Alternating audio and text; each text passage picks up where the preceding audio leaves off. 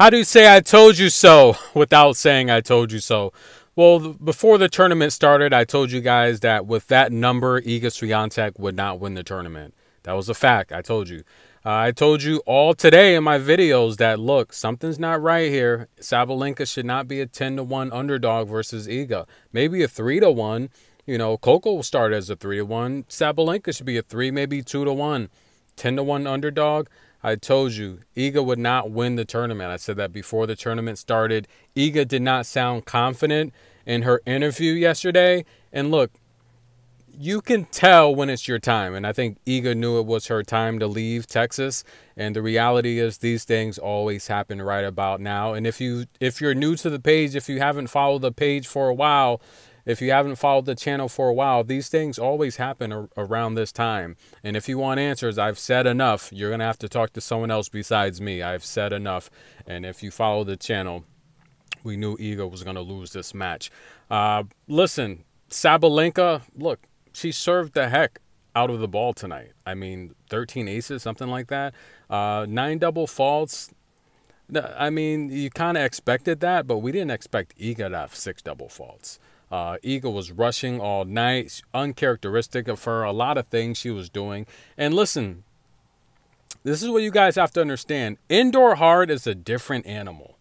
All right, guys? Indoor hard is a different animal. The velocity and the speed of the ball that Sabalenka is firing it at you, you have very little time to think and make adjustments. And look, they knew what they were doing. Indoor hard. This is her first championship on indoor hard in like nearly 2 years. So she hasn't played, you know, the high level competition on indoor hard. She just hasn't. And this is a bad matchup for Iga. And the reality is Iga's beat 15. She's had 15 straight wins against top 10 opponents, but not tonight. Sabalenka gets it done, and I called it. I took Sabalenka to win at least one set. That was underdog money. Unreal. Iga's out, guys. Listen, don't be ashamed. Don't be upset. She'll be back here next year. She's got a ton of points. She'll be back here with a chance to win it. But she knew her time was up. You could tell yesterday in the interview. She saw the writing on the wall. I saw it. I told you before the tournament started, Iga's not going to win this tournament. Not with that number. She had a bad number before the tournament started. And you don't win tournaments with that type of number. It's disrespectful. And the reality here is the number today was beyond disrespectful. And I said, that number tells me she's going home, just like I predicted before the tournament started. And sure enough, she's home. Sabalenka versus Garcia. Since Sabalenka beat Iga, she's going to be a huge favorite. I'd probably say maybe 2-1 favorite, but realistically, that should be like maybe a 1.5 to 1 favorite. But if she opens up over 2, it's because of the hype of beating Iga.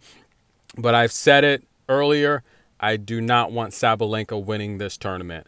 Stay tuned. I would rather see a much classier opponent win it. Yes, Sabalenka plays with a lot of passion and heart, but I just don't really like her character, you know, to be honest with you. So stay tuned. The evil smirk. Did you guys see the fly that flew on her right there?